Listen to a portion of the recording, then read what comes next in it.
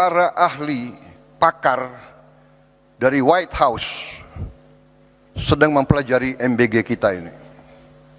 Artinya apa? Artinya 99,99 usaha MBG harus dinyatakan berhasil.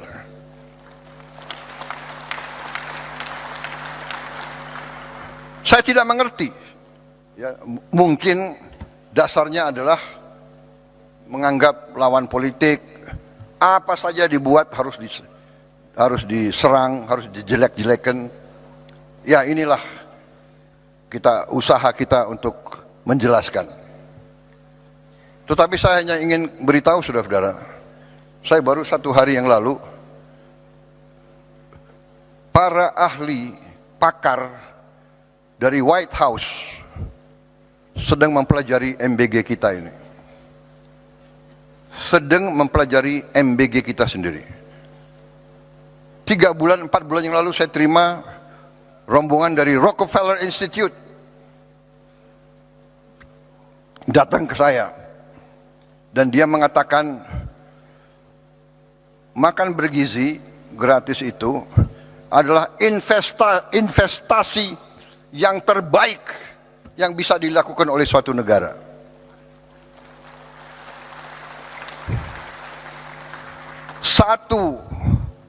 Satu dolar atau $1 yang kita keluarkan untuk makan bergizi akan menimbulkan lipat ganda minimal 5 kali, dan dalam jangka panjang akan menjadi 35 kali investasinya itu. Saudara-saudara, ada kecenderungan para orang pintar kita lebih percaya orang asing daripada bangsanya sendiri. Jadi, ya, cek aja ke Rockefeller Institute. Karena mereka nggak akan percaya dengan orang-orang ini. Saya nggak ngerti. Saya nggak ngerti mereka itu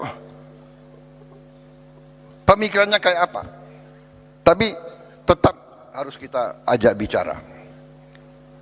Saudara-saudara, saya nanti, saudara mungkin 2-3 minggu lagi, ya kalau saya bicara di sini saya harus bertanggung jawab. Ini media, ini cover saya. Banyak lagi nunggu. Kalau bisa, wah ini blunder apa lagi Prabowo akan bicara gitu. Iya kan? Sorry ya.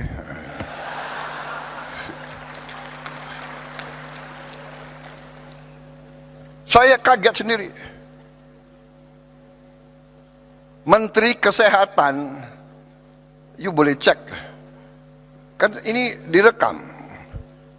Secretary of Health dari Amerika Serikat, saya dapat berita, ingin jumpa dengan saya, ingin bertanya tentang MBG.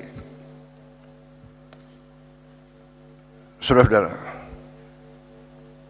dan MBG kita ini sudah sampai 60 juta hari ini. Kita akan mencapai 82 juta paling lambat Desember 2026. Paling lambat. Dengan kondisi sekarang saja, hari ini MBG telah ada dapur, ya, SPPG yang sudah operasional 22.275. Dapur operasional. Dalam proses penilaian dan pengajuan 13.829. Dengan 22.000 saja, sekarang kita sudah menciptakan lapangan kerja 1 juta. 22.000 kali 50 orang yang digaji tiap hari. Sudah kita ciptakan lapangan kerja 1 juta. Dan 22.000 dapur itu membutuhkan pemasok tomat, wortel, sayur, telur, ikan, ayam, daging, dan sebagainya. Di tiap desa, tiap dapur menimbulkan pemasok bisa sampai 10, bisa sampai 20 orang. Itu nanti di ujungnya kalau kita sampai 82 juta, kita akan menciptakan 3 sampai 5 juta lapangan kerja. Saudara-saudara, kita semua faham rakyat kita butuh pekerjaan. Tapi kalau kita teriak, kita mencela, menghardik, ya, nggak akan tercipta. Saya buktikan kepada saudara-saudara, Prabowo Subianto sebagai Presiden Republik Indonesia, saya telah menghasilkan sekarang 1 juta lapangan kerja hanya dari MBG. Dan ada tuduhan untuk menjelekkan kita sebagai bangsa. Jadi begini ya, kalau saudara tidak suka dengan 2-3 orang, jangan merusak seluruh bangsa. Kalau tidak suka sama Prabowo, silakan 2029 bertarung, ya kan?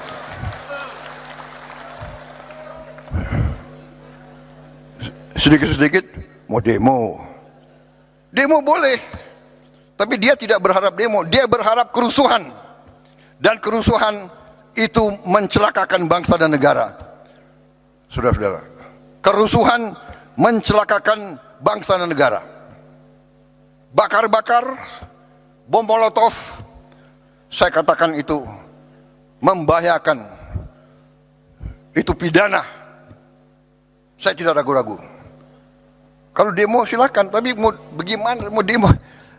Kamu 5.000 kali demo, tidak akan ada satu pabrik dibuka. Jadi kelompok-kelompok ini sadar atau tidak sadar, saya yakin mereka dikendalikan oleh kekuatan asing. Yakin saya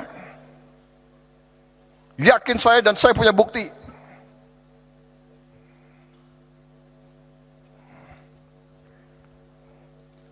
Dan saya menghimbau mereka, hai warga negara Indonesia, apakah kau tidak kasihan sama rakyatmu?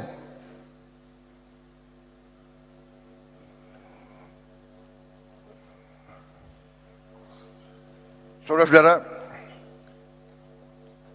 saya tadi sudah tayangkan capaian-capaian kita, dan capaian-capaian ini real, bukan omon-omon.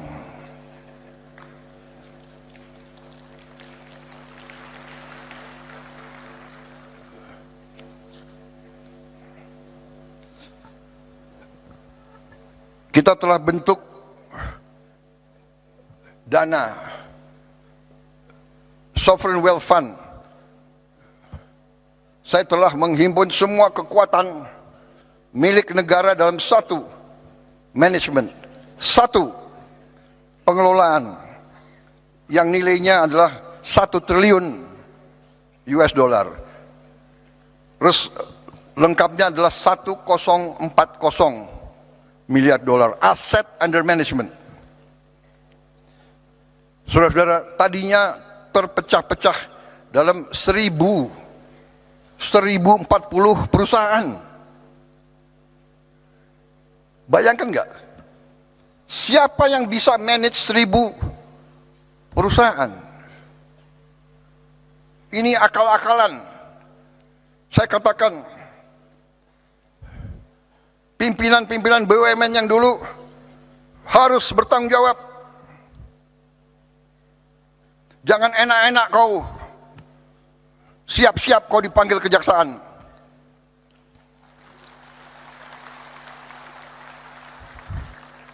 Kan mereka ngejek, Prabowo itu hanya bisa ngomong di podium aja. Oh ya? Ya tunggu aja panggilan. Lu jangan nantang gue lo.